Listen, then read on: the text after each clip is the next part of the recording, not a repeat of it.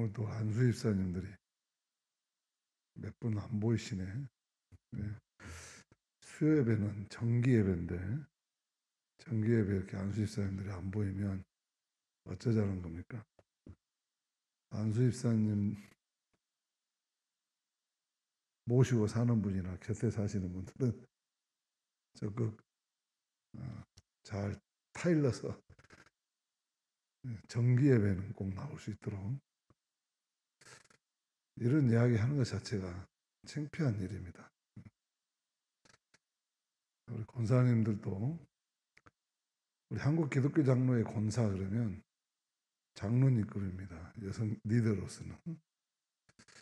그래서 오늘 이 행여라도 영상으로 예배를 드리신 분 계실 텐데 마음이 좀 찔려가지고 다음 주부터는 수요예배 이제 코로나도 지나고 그러니까 꼭 대면해서 볼 수 있기를 바랍니다. 꼭 이게 나오신 분들만 이런 이야기를 불편한 이야기를 듣게 돼. 안 나온 사람들은 듣지도 않으니까 속이 편할지도 몰라요. 그러나 강대상에서는 계속해서 이야기해야 돼요. 계속해서 한 용어이라도 행여나 듣고 돌아올 영혼이 있을까봐 그러는 것이죠. 공동체 세워가는 데는 서로가 나만 잘한다고 되는 것이 아니라 공동체 일원으로서의 책임을 다해야 공동체가 되는 것이죠. 잘된 거는 다 자기 때문에 잘 됐다고 그러고 안 된 거는 남 때문에 안 됐다고 그러고 그런 자세가 아니라 잘못된 것은 나 때문에 잘못된 것이고 잘된 것은 성도님 때문에 잘 됐다고 이런 자세를 가져야 하나님께서 그 영혼을 정말 사랑하시고 무엇을 하든지 귀한 그런 리더십으로 세워줄 줄로 믿습니다. 오늘 성경에서 계속 강조하는 것은 하나님의 율법에 순종할 이유에 대해서 말씀하시는 것이죠. 하나님의 말씀에 순종하면 복이 있지만 하나님 말씀에 계속해서 불순종해라 그러면 저주를 받을 것이다. 너무나 간단한 이분법적인 말씀을 이 신명기 4장에서부터 11절까지 귀에 못이 박히도록 강조하고 있습니다. 귀에 못이 박히도록. 4장부터 11절까지 신명기의 오늘 결론 부분인데 계속해서 강조했어요. 근데 말씀 하나님이 너희들이 가나안 땅에 들어가서 살려면 하나님 말씀에 주신 율법 말씀에 순종하면 복 받을 것이고 그 땅을 차지할 것이지만 불순종하면 찾았던 땅도 빼앗기고 너희도 심판받을 것이다. 아주 그냥 계속 반복해요. 우리가 이 설교를 계속 듣고 있는 거예요. 지금 계속 반복하고 있어요. 계속 4장부터 11장까지 지금 5개월 동안 계속 반복하고 있어요. 하나님의 말씀에 순종하면 복받고 불순종하면 저주를 받을 것이다. 하나님의 약속의 말씀입니다. 하나님의 말씀에 대한 순종의 여부, 순종의 여부가 축복과 저주를 판가름한다는 그런 말이죠. 왜 이렇게 이 모세는 이스라엘 백성들에게 이렇게 그냥 귀에 못이 박히도록 아주 그냥 실증이 나도록 계속해서 반복하실까?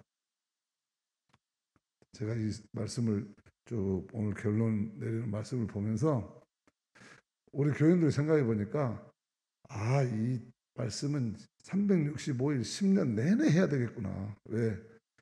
지난주에도 하나님 말씀에 순종하면 축복받고 불순종하면 저주받는다 했는데 한 주간 다 까먹었어요. 그렇죠? 김순례 권사님 다 기억하고 나오셨어요. 지난주 수요일 날 무슨 설교했는지 기억도 안 나죠. 계속해서 인간은 까먹고 그런 거예요. 계속해서. 그리고 안 까먹다 하더라도 하나님 말씀대로 선택하고 결단할 일들이 굉장히 많았을 텐데 의식도 않고 살다 오신 분들도 대부분. 여기 나오신 분들은 안 그러실 줄로 믿습니다. 아멘. 자신 있게 말하신 분은 두 분밖에 없구만. 그렇잖아요. 한 주간, 아니 3일 동안 살다 왔지만은 또 내가 선택하고 결단한 일에 하나님의 말씀의 정신에 따라서, 하나님 말씀의 신앙의 원칙에 따라서 순종하고 선택하고 순종하고 그러고 살다 오셨는가? 인간은 우리가 본성적으로 죄인이고 또 악한 현실, 타락한 사탄이 지배하는, 아직도 여전히 폐단병들이 나와서 하나님 거룩한 백성들을 노리고 있는 이런 시대이기 때문에 내면의 죄와 밖에 있는 악이 늘 조율을 하면서 협동해서 우리를 신앙적 삶을 살지 못하도록 늘 불순종의 마음을 주시고, 거절의 마음을 주시고, 불신의 마음을 주시고, 불순종의 마음을 주시고, 하나님 말씀대로 실천하려고 하는데도 내 마음속 한쪽에서는 자꾸 다른 이야기를 하고 있어요. 다른 이야기가 들리는 거예요. 특별히 이해관계에 걸려가지고 내가 하나님 말씀대로 살려면 손해보고, 하나님 말씀대로 피곤하고, 하나님 말씀대로 살려면은 뭐 어쩌고 저쩌고 수백 가지도 이유가 많아요. 불순종의 이유가. 그래서 끊임없이 그런 것들을 기도하고 성령의 지배를 받으면서 자기 자신과의 싸움에서 이겨가지고 하나님의 말씀을 드러내고 영광스럽게 살고 하나님 나라를 도모하고 그렇게 살아야 되는 건데, 그렇지 못하니까 모세가 4장부터 11절까지 계속해서 강조하는 것처럼 우리 또한 오늘 밤에 이 말씀을 듣고 계속해서 강조해서 이 말씀이 우리의 귀에 베끼고, 이 말씀이 내 존재가 되고, 이 말씀이 내 사고를 지배하고, 내가 결단할 때마다 이 말씀이 능력이 되고, 이 말씀대로 살아내서 이 말씀이 주시는 축복을 받는 우리 여기 계신 여러분들이 다 되셨으면 좋겠습니다.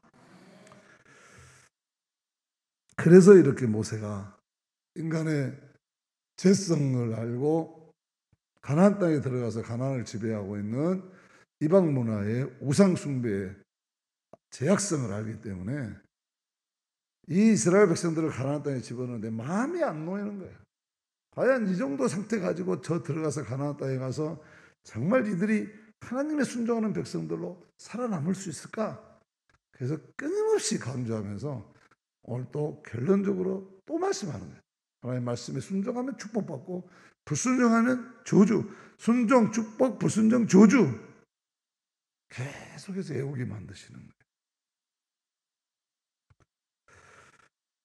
이 미국의 시인 포로스트가 이 The Road Not Taken이라고 그렇게 시를 그렇게 번역한 사람도 있고, 영국 시를 미국으로 번역하면서 또는 untrodden, 똑같은 untrodden이나 not taken은, untrodden이 좀 고급 영어고 not taken은 좀 그냥 쉬운 영어입니다만은 가지 않는 길이라고 하는 것이죠.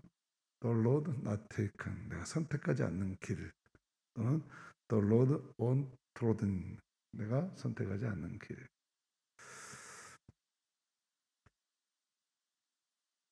자기가 인생은 항상 두 갈래 길이 있는데 자기가 가지 않는 길에 대한 동경과 아쉬움은 있지만, 그러나 나는 그 길에 대한 동경과 아쉬움보다는 내 인생의 남은 길, 내가 선택한 한 길을 계속해서 가겠노라 하는 지극히 상식적인 이야기지만, 이 시가 너무 유명한 것은 우리 모든 사람이 다 살면서 경험하고 있는 그런 시이기 때문에, 그런 거를 이 시에 표현했기 때문에 이 시가 유명한 거고, 이 시를 읽는 모든 사람들은 언제나 거기에 대해서 느낌표를 갖는 거예요. 이 시를 읽으면서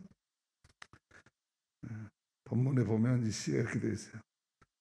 노란 숲 속에 길이 두 갈래 갈라져 있었습니다. 안타깝게도 나는 두 길을 갈 수 없는 한 사람의 나그네인지라. 오랫동안 서서 한 길이 덤불 속으로 꺾어 내려간 데까지 멀리 바라다 보았습니다. 그리고 똑같이 아름다운 다른 길을 택하였습니다. 거기에는 풀이 무성히 우거지고 사람들의 발길의 자취가 적었습니다.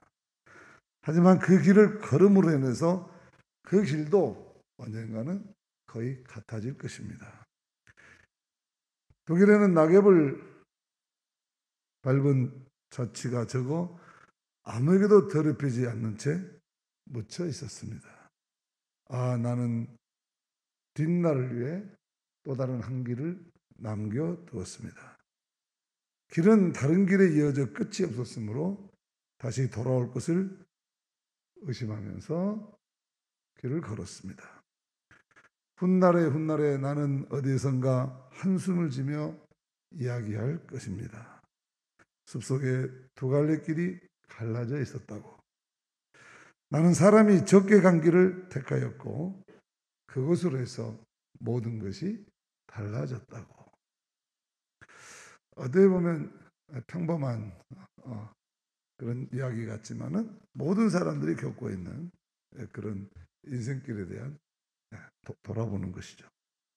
이 시는 인간이 동시에 다른 두 길을 절대 갈 수 없고 오직 한 길만을 선택해서 가야 한다고 하는 것이죠.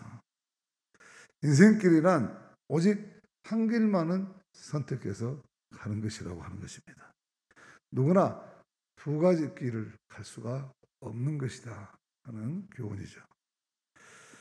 오늘 그런데 모세는 두 갈래 길을 말하고 있습니다. 20절에 오늘 내가 복과 저주를 너희 앞에 두나니, 복의 길이 있고 저주의 길, 두 개의 길이 우리 앞에 있다는 겁니다. 어느 길을 선택하라? 당연히 한 길, 복된 길을 선택하라는 말씀이고, 그것을 위해서 복된 길을 선택하라고 하기 위해서 다른 저주의 길을 대비해서 말씀하는 것이죠. 복과 저주의 길이 인간에게 두 길이 선택되었다. 하나님은 우리 인간에게 자유의지를 줘서 선과 악을 선택할 수 있게 하셨다.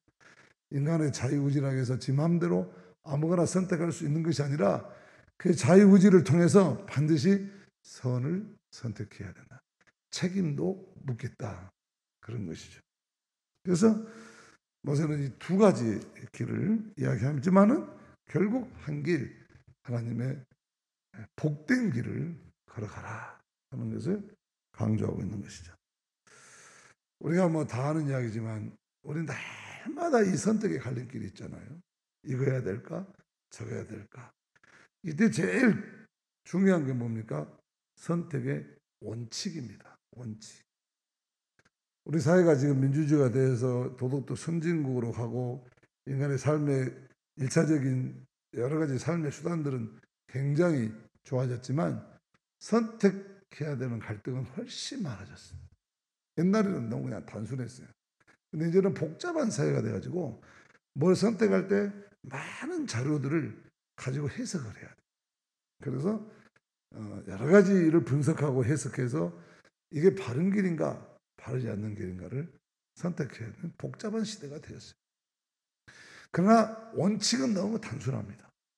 아무리 복잡하고 아무리 다양한 그런 이 초이스가, 영어로는 초이스라고 해요. 다양한 이 선택의 재료가 널려있다 하더라도 우리들의 선택의 원칙은 너무나 성경은 당연하다고 이야기해요. 성경은 우리가 선택해야 될 거는 너무 당연하다. 그것은 복된 길이어야 된다. 하나님께서 예비하신 복을 누릴 수 있는, 하늘의 복을 누릴 수 있는 길을 가야 된다 하는 것이. 그런데 이 하늘의 길을 가야 되는데 원칙이에요. 이건 어떻게 하냐? 우리가 어떤 길을 선택하든지 요즘 우리가 경험하는 거 보면은 정말 어떤 길이든 요즘 세상에서 가장 중요한 리더십은 원칙과 상식이에요. 원칙입니다. 무슨 일이든지 원칙을 지키라는 거예요. 민주주의 국가에서 가장 큰 원칙이 뭐냐? 국민의 눈높이에 맞추라는 거예요. 국민이 주인이라는 거예요. 국민도 다양해요. 여러 국민이 있어요. 여러 국민들 가운데 많은 이야기가 있지만 그 중에 가장 중심적인 이야기들을 가장 더 많은 같은 공동체니까 가능한 한 다수가 더 넘어가서 숫자를 넘어서 정말 국민 민복을 위한, 국민을 위한 정치를 하라는 거예요.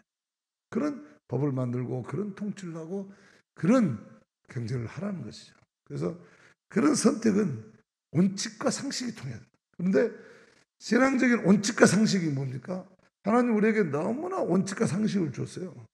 우리가 선택할 수 있는, 아무리 세상이 복잡해도 신앙인이 선택해야 될 원칙과 상식은 하나님의 말씀이라고 하는 거예요.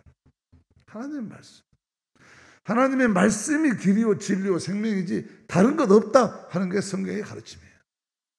아무리 머리를 쥐었다고 과학이 발달하고 아무리 너희들이 해봐라, 하나님 말씀 외에는 다른 원칙이 있을 수 없다. 가장 올바른 선택은 하나님의 말씀. 10편 1편에 그렇게, 복 있는 사람은 악인의 길을 쫓지 않냐고, 오직 여호와의 말씀을, 율법을 주야로 묵상하는 자로다. 머리로만 묵상한 게 아니라 그 말씀으로 어떻게 하면 이 말씀대로 내가 순종하겠습니까를 선택하라는 것이죠. 그게 묵상하는 거예요. 그냥 하나님의 말씀을 그냥 머리로만 묵상하고 있는 게 아니라, 그래서 그 말씀을 주시는 깨달음을 가지고 그 원칙에 따라서 말씀에서 나오는 지혜와 에너지를 가지고, 열정을 가지고 선택하라는 거죠. 그래서 우리가 하나님의 말씀 앞에 서는 시간이 너무 중요해요. 수예배도 오늘 하나님 말씀 앞에 서기 위한 것입니다. 오늘 이 말씀을 듣는 사람들과 듣지 않는 사람들의 삶이 다를 수밖에 없어요. 선택이 헷갈릴 수밖에 없어요. 새벽마다 나와서 하나님 말씀에 자기 삶의 기준을 세우는 사람, 우리가 방향을, 인생에 등산하다가 길을 잃어버리면 뭔가 원칙에서 북극성을 바라보든지 제일 높은 산을 바라보든지 뭔가 원칙, 지표가 있어요. 지표가. 그걸 바라봐야 길을 잃었더라도 나침반을 바라보고 그쪽을 향해 다시 갈 수 있는 것이죠. 어디 가든 이정표가 반드시 필요한 거예요. 어디만큼 만나 왔을 때 내가 어디로 갈까 할 때 반드시 거기는 목표가 있어요. 지점의 목표가. 원칙. 우리가 그렇기 때문에 하나님의 말씀이 우리 삶의 원칙이란 말이죠. 그래서 인생이 헷갈리고 인생이 방황하고 뭘 선택해야 될지 모를 때 우리는 반드시 하나님의 말씀을 다시 뒤져봐야 돼요. 내가 지금 어디에 서 있는지, 어디로 가야 되는지 하나님 말씀 안에서 그 길을 찾아야 돼요. 우리가 근데 너무 쉽게 예수님이 내가 길이다, 내가 진리다, 내가 생명이다, 나를 따라오라, 그렇게 말씀하고 계시는 거예요. 이 부분에서 헷갈리면 안 돼. 이 부분에서 사람들이 헷갈리고 세상의 욕망을 따라가고 예수 그리스도의 삶에 빛된 삶에서 벗어나면 그건 아무리 잘한 선택 같지만 결과는 절대 그렇지 않아요.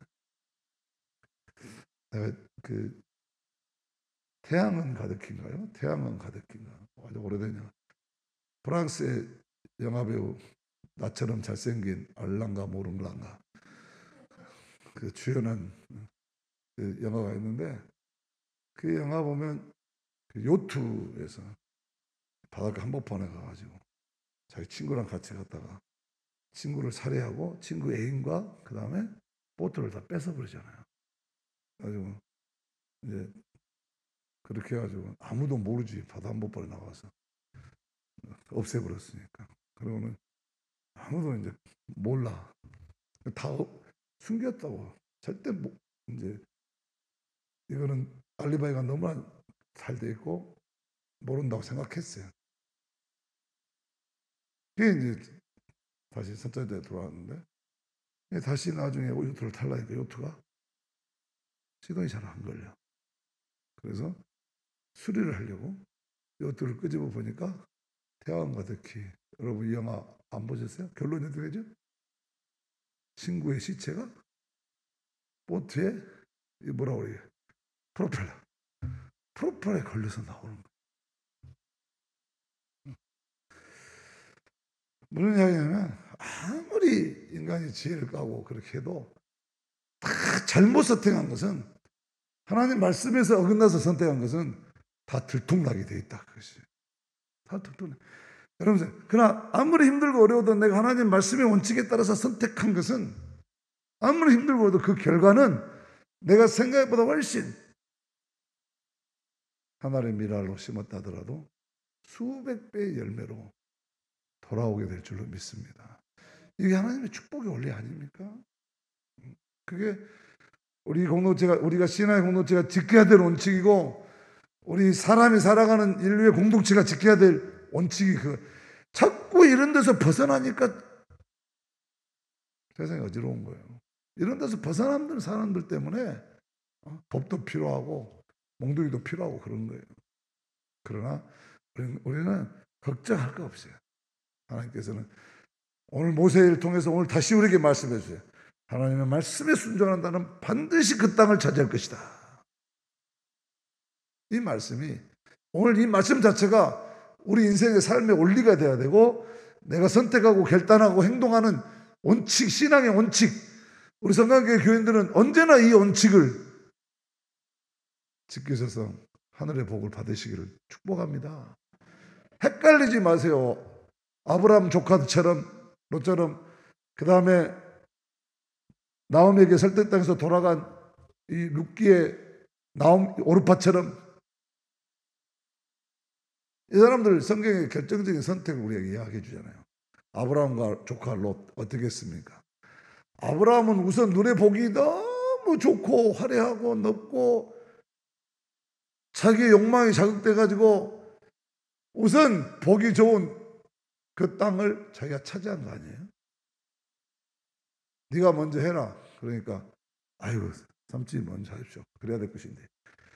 네가 먼저 해라. 그러니까 이 속으로는 내가 먼저 했으면 좋겠는데 하고 있다가 네가 먼저 하라니까 양보다 그러면 제가 먼저 하겠습니다.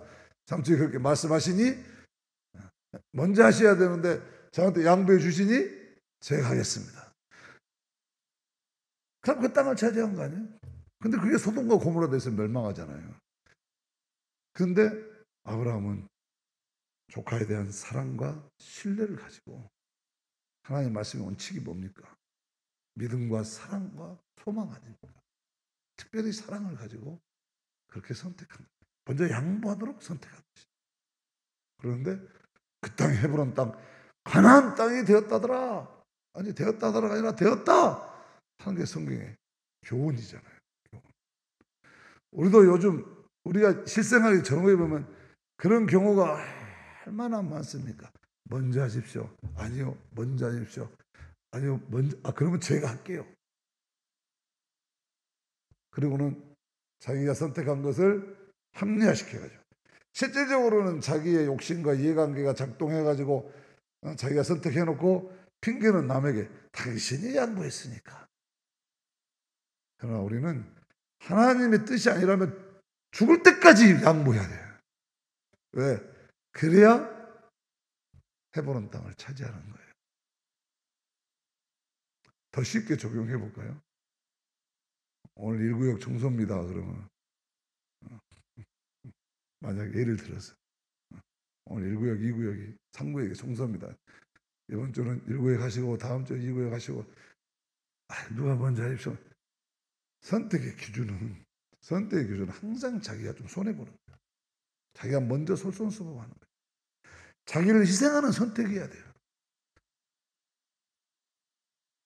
예수님 보세요. 겟세마네 동산에서 우리에게 뭘 가르쳤습니까? 나도 힘듭니다. 솔직히 나도 인간적으로 이 길을 가는 게 너무 두렵고 떨리고 힘듭니다. 하나님 제발 이 길을 좀 치워주시오. 이 방법밖에 없습니까? 더 나은 방법도 있을 것인데 제 생각에는 왜 이 길을 가라 가십니까? 고민은 했죠. 그러나 어떻게 결론이 납니까? 그러나 내 뜻대로 마옵시고 당신의 뜻대로 하시옵소서. 자기 뜻을 꺾고 주님의 뜻을 따르는 거, 이게 우리 선택의 원칙이 돼야 돼요. 우리의 신앙의 공동체가, 우리가 그래도 거룩한 백성이고 기독교인이고 신앙생활하는 사람이고 뭔가 세상 사람들과는 다른 가치관을 가지고 살아간다고 우리가 자부한다면 적어도 이런 것은 달라야 된다는 거예요. 그러면 그렇게 다르면 좀 손해볼 것 같지만 하나님은 절대로 손해보게 하실 분이 아니시죠. 반드시 그렇게 사는 사람은 하나님 수십 배로 보상해 주실 줄로 믿습니다. 거기에 십자가가 있고 부활이 있는 겁니다. 그런데 왜 오늘날 교회가 힘이 없습니까?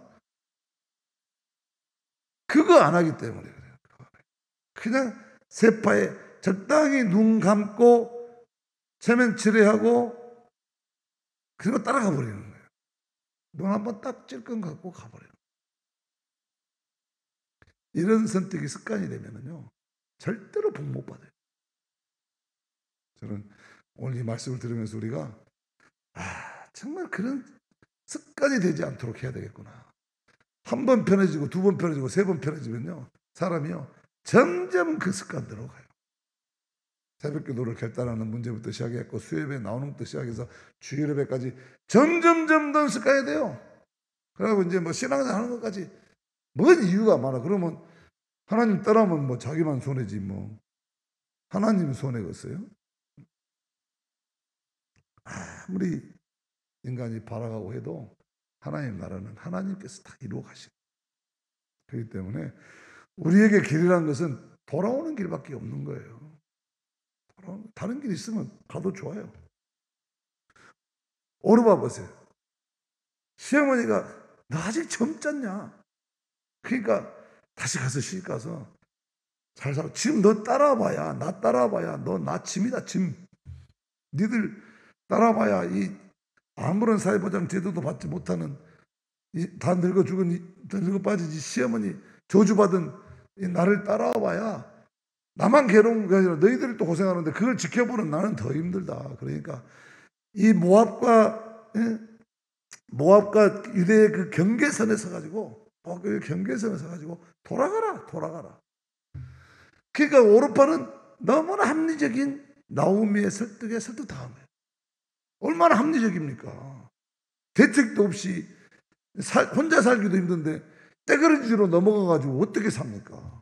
사는 사람이라도 살아야 혹시라도 나중에 제가 해가지고 형편이 풀리면 시어머니 다시 모실 수도 있는 게, 그게 굉장히 합리적이고 과학적이고 인간적인 선택이에요.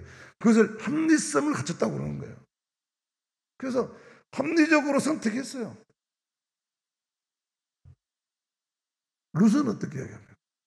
무슨 말씀입니까? 그냥 어머니 효심 때문에 따라가겠다는 거 아니에요. 어머니 하나님이 나의 하나님이에요. 어머니 가시는 곳에 내가 있어야 돼요. 어머니 신앙 보고 내가 이방 여인이 하나님의 백성이 되었는데 왜 나를 가라 가십니까? 내 어머니 때문에 가는 게 아니라 내 신앙 지키기 위해서, 내 하나님 섬기기 위해서 가는 겁니다. 약속의 땅으로. 인간의 합리적인 설득을 넘어서는 거예요. 이걸 뭐라고 합니까? 하나님의 섭리에 따르는 거예요. 이걸 믿음이라고 그런 거예요. 하나님의 섭리, 합리적으로 실용적이지도 않고 합리적으로 이거는 생각했을 때 전혀 실용적이지도 않고 전혀 불가능해 보이지만 믿음으로 그 세계를 바라보면서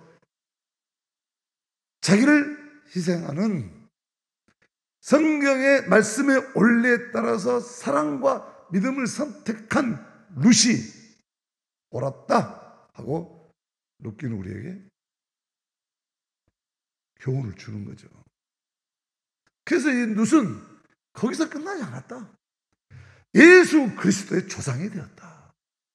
거기서 예수가 나왔다. 다윗이 나오고 거기서 예수가 나왔다. 이렇게 이야기합니다. 우리 신앙의 축복은요, 역사적인 거예요. 내 시대에 끝나지 않아요. 내 시대는 다 이해할 수 없을 수 있어요. 그 시대를 보면서 세상 사람들은 오르파가 훨씬 올바른 선택을 했다고 생각했을 거예요. 그러나 하나님의 구원사에서는 오르파가 틀렸다는 겁니다. 룻이 옳았다는 것입니다. 이 성경을 읽고 이 성경을 따라서 우리가 이 말씀에 순종하는 우리가 어떻게 해야 돼요? 우리는 끊임없이 합리와 섭리의 선택의 기로에서 우리는 합리성보다도 넘어서는 하나님의 섭리를 믿음으로 선택해야 돼요. 논리가 얼마나 적용합니까? 논리가 나오미가 오르파를 설득하는 인간의 논리가 얼마나 정확해요. 그러나 우리는 논리를 따르지 않습니다. 하나님의 은혜를 따르는 사람. 하나님의 은혜를 따르는 사람. 하나님의 은혜는 인간의 계산을 넘어서는 거거든요. 계산이 아니라 하나님의 은혜를 따르는 사람. 전혀 달라, 세상이. 전혀. 우리는 계속해서 모압과 유대의 경계선상에 있어요. 날마다 그 경계선상에서 나홈의 이야기를 듣는 거예요. 고통스러운 현실 속에서 끊임없이 우리는 모압과 유대의 경계선상에 서가지고 내가 모압으로 돌아갈 것이냐, 약속의 땅 유다로 갈 것이냐. 모압으로 돌아가면 삶의 안전성은 확보되지만 유다로 가면 전혀 미지의 세계이기 때문에 어떻게 될지 알 수가 없다.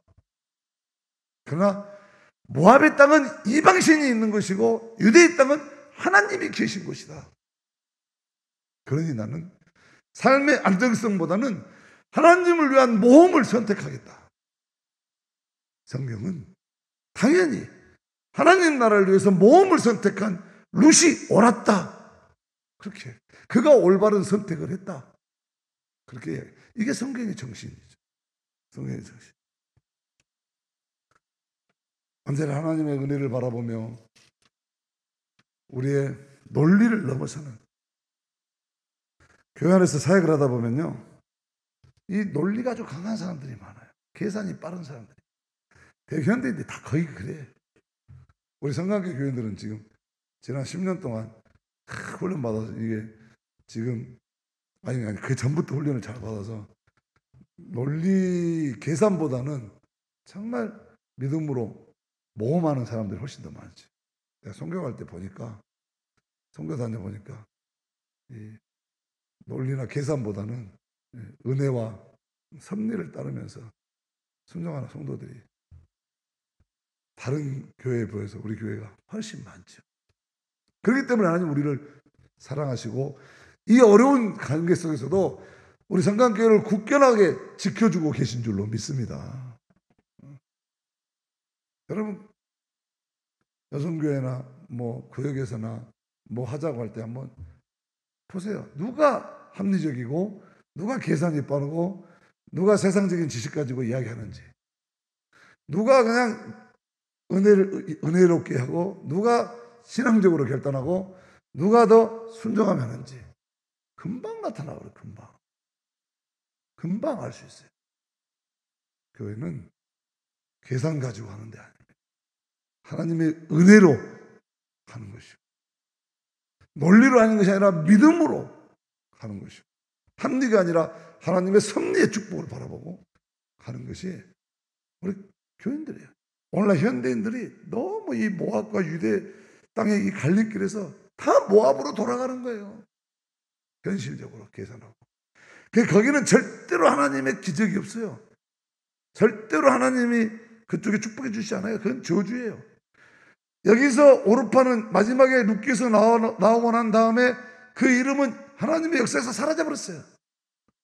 더 이상 나오지도 않아요. 근데 룻 이야기는 계속해서 나오죠. 하나님의 구원사에 쓰임받은 여인으로. 예수님 족보에서도 나와요.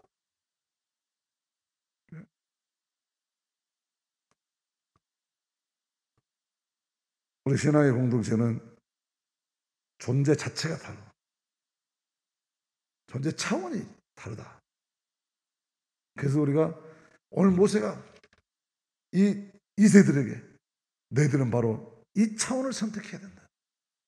하나님의 말씀에 순종하는 삶을 반드시 살아라. 그러면 하나님이 너희에게 약속한 모든 것들을 이루어 주실 뿐만 아니라 훨씬 더 강한 나라더라도 너희를 통해서 전부 정복당하게 해주실 것이다. 너희들의 미래는 너희들의 발길에 달려있다. 그렇죠? 인생을 살아가는 우리의 미래가 우리의 발끝에 달려있어요. 내가 어떤 길을 가느냐에 따라서 내 미래가 달라지는 거예요. 우리의 발길이 언제나 올바른 선택하려고 하나님의 말씀에 따라서 하나님의 은혜와 하나님의 섭리의 세계를 향해서 그때는 모험이 필요해요. 가지 않는 길이기 때문에 두려움도 있고 여러 가지 미래가 어떻게 될지 예측 불확실성이 있어요. 그러나 우리는 그 모든 것을 넘어서는 하나님의 인도하심이, 하나님의 약속이 먼저라는 사실을 잊지 말으시기를 바랍니다. 이렇게 바르게 선택해야 되는데 쉽지는 않죠. 그래서 성경이 우리에게 약속해 주는 건 뭐냐면 예수님 통해서 뭘 약속해서 보혜사 성령을 너희에게 보내주겠다. 성령이 항상 우리 곁에 계셔서 끊임없이 내가 올바른 일을 선택하도록 나를 자극시키시고 성령이 나를 깨닫게 하시고 성령이 우리의 길을 열어주실 줄로 믿습니다. 성령의 도우심이 필요해요. 성령의 도움을 받으려면 반드시 기도해야 돼요. 기도하지 않고 성령 도우심 받을 수가 없어요. 기도해야 돼요. 반드시. 예수님께서 하나님의 아들이시면서도 그가 미래를 위한 선택을 할 때마다 기도하셨어요.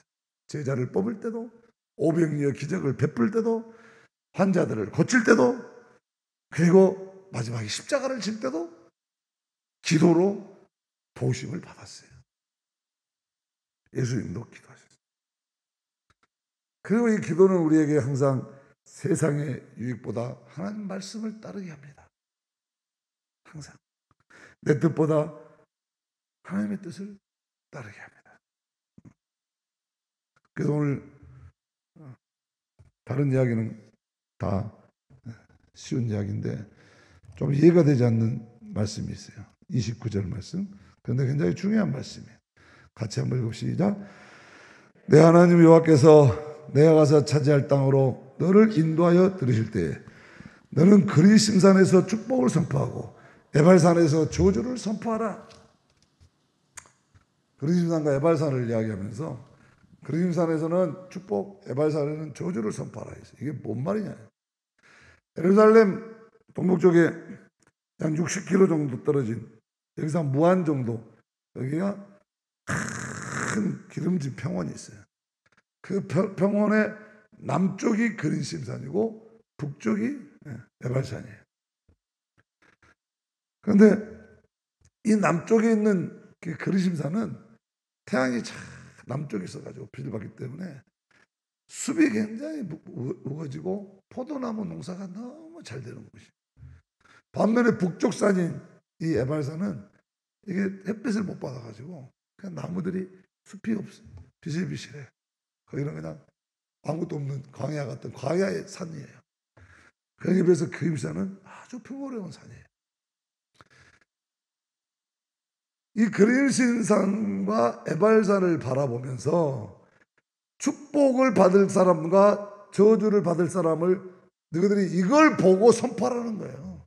다시 말해서 하나님의 축복과 저주의 상징인 그리심산과 에발산을 증인으로 삼아서 하나님의 말씀을 순종하면 그리심산 같이 될 것이고 하나님의 말씀에 저주하면 너희 인생이 에발산 같이 될 것이다. 그 이야기. 그런데 중간지대는 없다.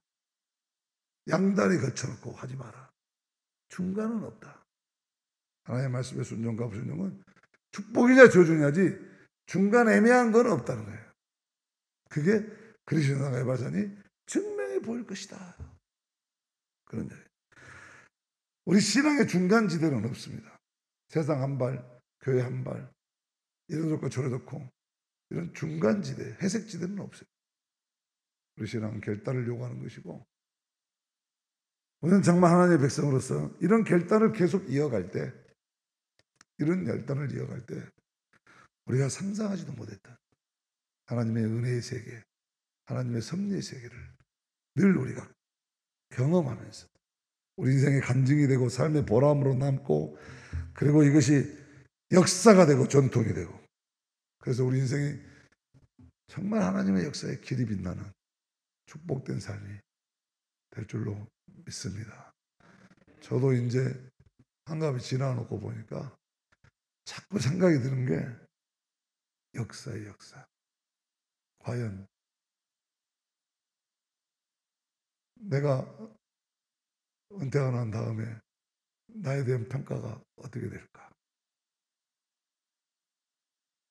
성강교회에서 또는 한신대학에서 기독교 장로에서 더 나아가 한국교회에서 선배 2년 선배 두 사람을 일주일에 다 잃어버리고 나니까 정신이 좀 멍해요. 그 영정을 쳐다보면서 이런 생각 많이 했어요. 선배 하나가 그러더라고. 야, 이제 번호표 타놓고 대기실에서 기다리고 있다. 선뜻 깨달음이 오더라고. 그렇구나. 내 번호표도 요즘 백신 맞는다고 예약을 했는데 내 번호표도 이미 발부했겠구나. 내가 몇 번이나 될까? 내 앞에 몇 명이나 남았을까? 100명? 목사들, 한국 목사들 100명? 200명? 300명? 번호표 타놨구나. 부르실 때 저 영종을 바라보면서 사람들은 지금 이 두 사람에 대해서 이러쿵저러쿵 이야기를 하는데 과연 믿음의 도역자들이 뭐라고 말할까? 더 나아가서 지난주에 이야기했지만 우리 교인들은 나를 위해서 울어줄까? 더 나아가서 하나님 앞에 섰을 때 내가 뭐라고 해야 될까? 그래도 성강교회 아무개 집사만큼은 확실하게 세우고 왔습니다. 라고 말할 성도가 있는가? 뭐 생각이 좀 복잡하더라. 오늘 이 말씀을 들으면서도 마찬가지. 그것은 그 결과는 바로 이 말씀을 나누는 저와 여러분들이 오늘 내가 무엇을 선택했느냐에 따라서 달라질 것입니다. 오늘 이 말씀 이후로 다시 한번 하나님 말씀에 순종함으로써 하나님의 축복을 받는 그런 선택을, 그런 삶을 결단하는 저와 여러분들이 되었으면 좋겠습니다.